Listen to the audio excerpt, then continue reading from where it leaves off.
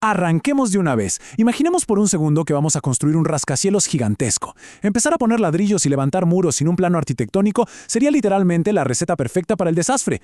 Bueno, en este análisis vamos a evitar ese caos, pero aplicándolo a las reglas de un país. Vamos a transformar las leyes constitucionales del Estado chileno, que a veces pueden sonar súper abstractas, en un plano clarísimo, metódico y muy fácil de entender. Basándonos estrictamente en las fuentes formales, vamos a desglosar exactamente cómo se construye el poder público, cuáles son sus límites de acero y cómo funciona toda su arquitectura interna. Y para lograrlo, esta será nuestra hoja de ruta. Primero, bases y supremacía constitucional. Luego pasamos a la tradición republicana y la organización del Estado unitario. Después, vamos a separar la descentralización de la desconcentración. Entenderemos cómo funciona la soberanía y cerraremos con los mecanismos de transparencia y nulidad. Un recorrido rápido, así que vamos a ello. Punto número 1. Bases y supremacía constitucional. Como decíamos, todo gran edificio necesita cimientos inquebrantables. En el caso del sistema institucional chileno, ese bloque gigantesco sobre el que descansa absolutamente todo el sistema legal es la Constitución. Y aquí nos encontramos con un concepto que es una verdadera joya del derecho: norma normarum, básicamente la norma de todas las normas. Esto significa que la Constitución es la ley máxima y tiene una fuerza vinculante absolutamente directa, o sea, obliga por igual a los presidentes, a los ministros y a toda la ciudadanía, sin excepción alguna. Y lo más increíble es que no necesita de ninguna otra ley intermedia para funcionar. Su peso aplica de forma inmediata por el simple hecho de existir en el texto. Ahora, para asegurar que este poder inmenso no sea solo teoría, opera mediante un sistema de doble cerradura superinteligente conocido como la supremacía constitucional. La primera cerradura es la supremacía formal. Cualquier ley nueva tiene que seguir paso a paso de manera estricta los procedimientos y quórums que exige la Constitución. Pero ojo, eso no es todo. La segunda cerradura es la supremacía material. No basta con seguir el manual de instrucciones. El contenido y la esencia de cualquier ley tienen que respetar sin reservas los derechos y valores ya establecidos. Y esos ingredientes fundamentales de los que hablamos están agrupados en las famosas bases de la institucionalidad, que tienen tres componentes críticos. Primero, los valores, cosas que como sociedad apreciamos profundamente, como la libertad, la igualdad y la dignidad humana. Luego vienen los principios, que toman esos valores amplios y los aterrizan en libertades súper concretas. Y finalmente, los fines, que nos dicen que el objetivo principal e irrenunciable del Estado siempre debe ser el bien común. En la práctica, estas bases son una muralla para los legisladores. Si alguien redacta una ley que contradiga esto, simplemente se declara inconstitucional y se expulsa del sistema. Así de drástico. Sección 2. La tradición republicana. Ya tenemos los cimientos listos, así que pasemos al diseño de la estructura en sí. El artículo 4 establece que el formato elegido para operar en el país es la república. Lo que realmente importa de esto es entender cómo el sistema republicano hace todo lo posible para evitar que el poder se concentre de forma permanente en pocas manos. Es un diseño anticorrupción por naturaleza. ¿Y cómo lo hace? Exigiendo elección y temporalidad. Aquí nadie hereda el cargo y todos tienen fecha de salida. Imponiendo responsabilidad política. Los que mandan tienen que dar la cara y responder por sus decisiones. Además, requiere un consenso sobre la ley común, cómo aceptar pagar impuestos, y garantiza una igualdad básica para que cualquiera pueda participar en el juego político.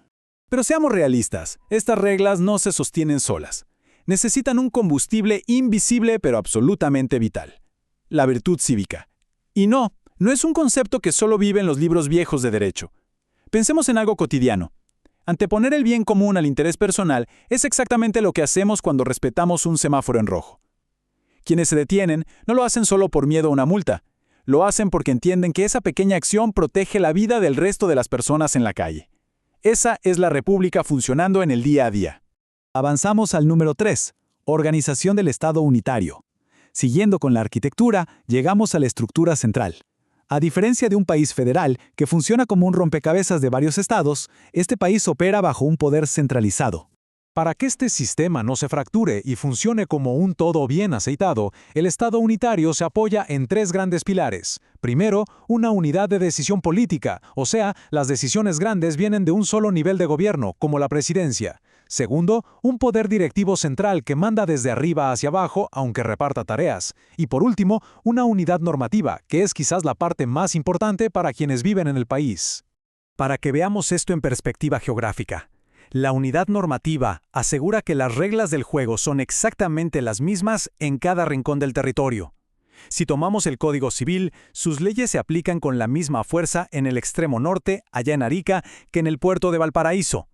No importa en qué región estemos pisando, el manual de reglas es uno solo para toda la nación. Llegamos al número 4. Descentralización frente a desconcentración. Claro, administrar un país tan largo desde una sola oficina central es sencillamente imposible en la práctica. Así que el Estado tiene que delegar tareas usando dos herramientas que suenan parecidas, pero son mundos distintos. Y aquí es donde la cosa se pone interesante. Fíjense en el contraste brutal entre descentralización y desconcentración.